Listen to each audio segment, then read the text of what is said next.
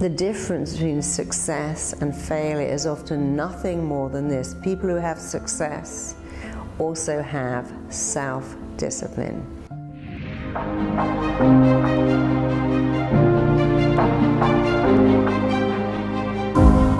I'm Marisa Peer, and today I'm going to show you how to adopt the habits of self-discipline. And when you adopt them and make them your own, success will follow.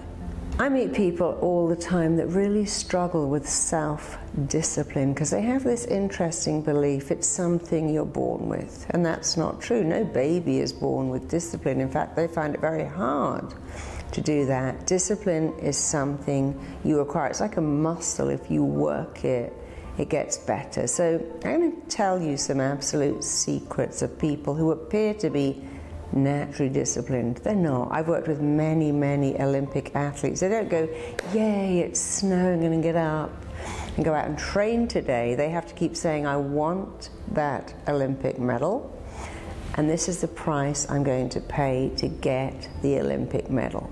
So before you begin to adopt self-discipline, take a minute and think, what do I want? What do I really want? And then answer another question, what price would I pay to get what I want?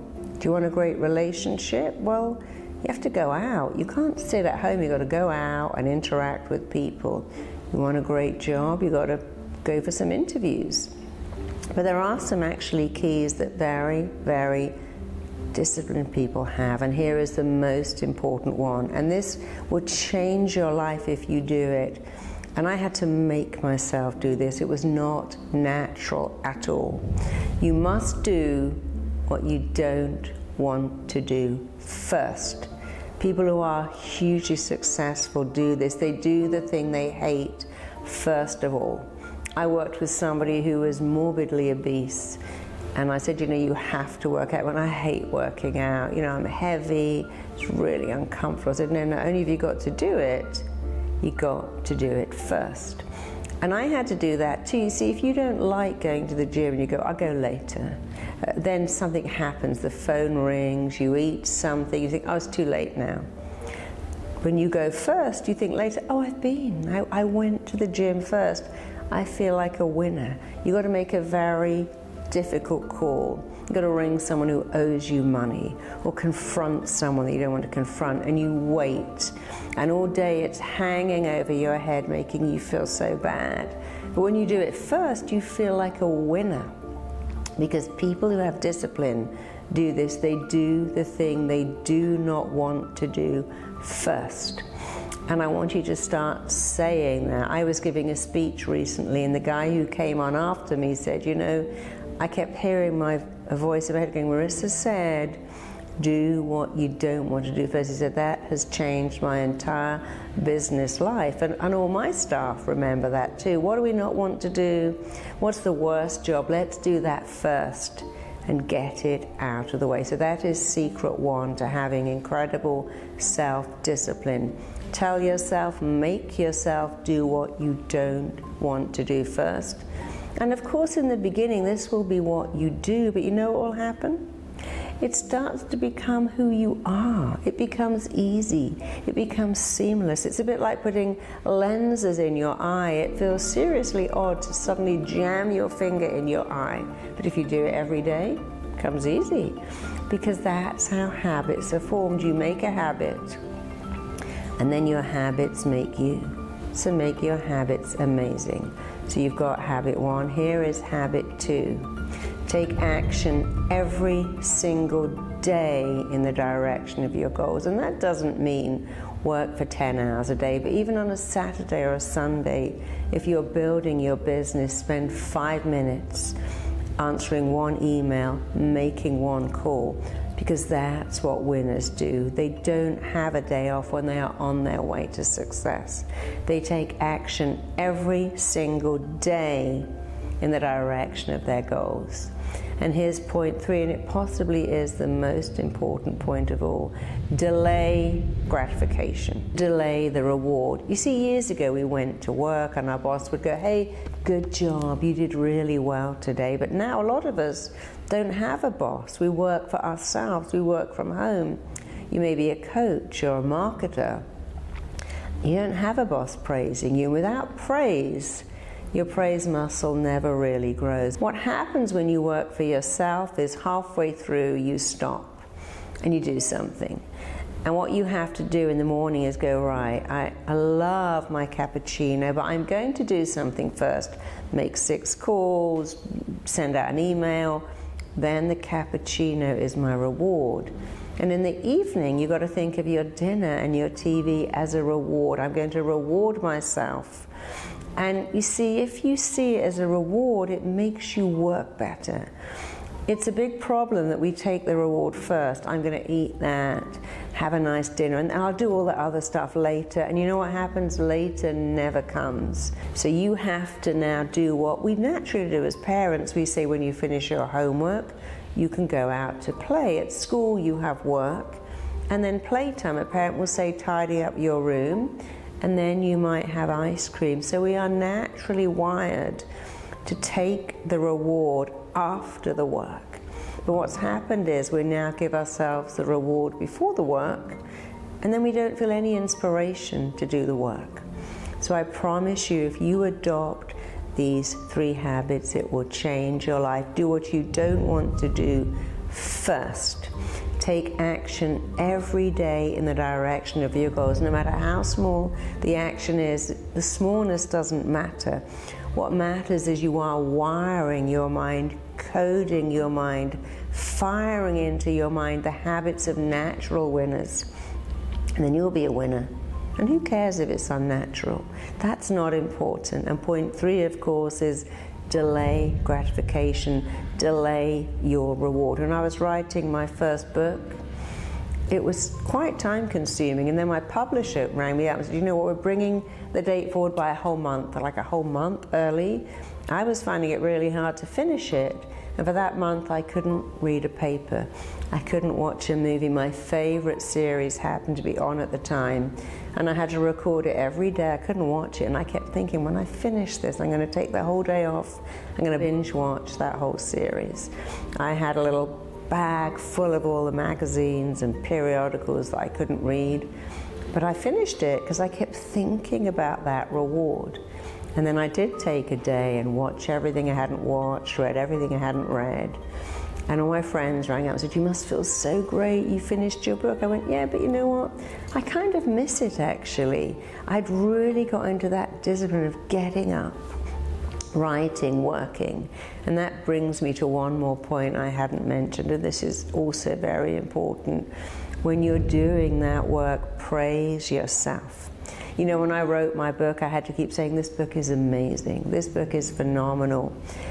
Everyone is going to love this book. That may sound incredibly arrogant, but imagine if I'd said, oh my God, this book's not very good. In fact, this bit sucks. And what if nobody likes it? And what if nobody buys it? What if, oh my God, it doesn't even get a mention? You see, the way your mind works is it believes everything you tell it. Your mind can't really future pace. And if you do anything saying it probably won't work, imagine you go on Tinder going, oh, I'm just going to get ghosted. I know that's going to happen. No one's going to want me. I'm going to open a business. No one's going to buy my product. I'm going to be a coach, but no one is going to want to be coached by me because I don't have enough experience. Your mind cannot tell the difference between fact and fiction. What you tell your mind is real, as far as your mind is concerned. If you say it, it's true.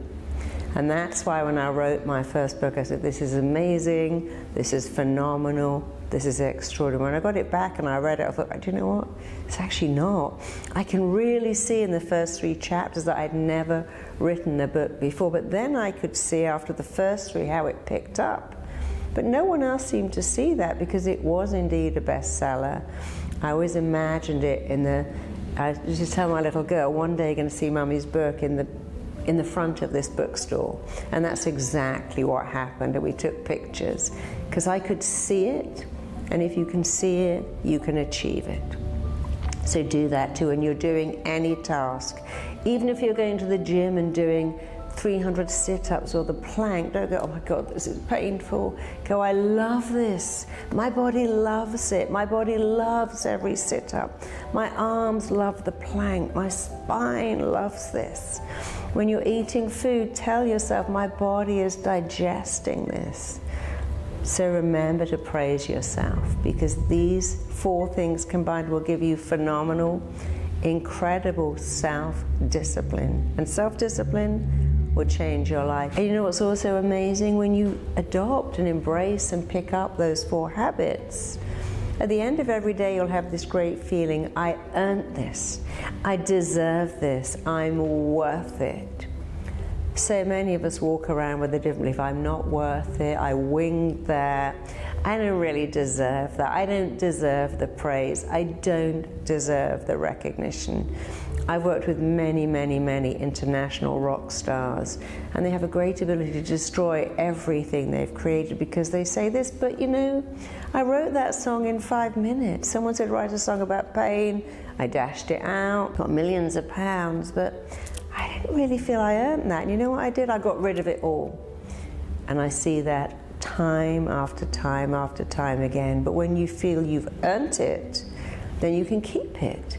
When you feel good about it, I earned it, I deserve it, I'm worth it. Those 4 habits will allow you to begin and end every day knowing that you are worth it.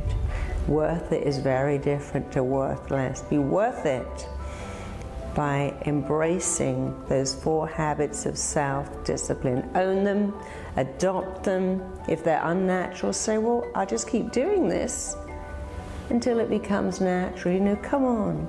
Peeing in the toilet wasn't natural once. Feeding yourself wasn't natural. But it became natural over time. And that's exactly what self-discipline will do for you. Over time, it will feel natural. First, it's what you do, and then it becomes who you are. When it becomes who you are, your life will be amazing. So make your life amazing now. Make those habits your own. So let me recap these 4 life-changing habits of self-discipline. Do what you don't want to do, what you dislike, and do it first.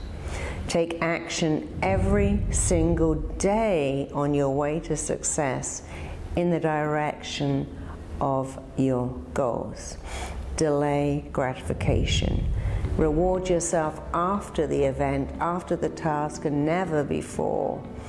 And massively praise yourself, big up yourself, build your praise muscle. Praise yourself the way you want someone else to praise you. And I'd love you to comment. If you already do any of those things, comment now on which ones you do, or comment on which ones are going to most excite you or even challenge you. Comment on how you feel about that, which one is going to excite you the most. And then look at other people's comments, because we all learn and grow by hearing someone else go, you know, I've been doing that. Actually, I learned that. Key 4, key 1, that's the one that's changed my life the most. So remember, you're helping other people, and they are helping you. And again, you're going to share this with other people who'd love to have self-discipline. You're going to like this, because when you like it, it helps me to provide more of this information for you. And subscribe, and I'm going to send you more and more information on how you can be phenomenal and outstanding and awesome. Thanks for tuning in.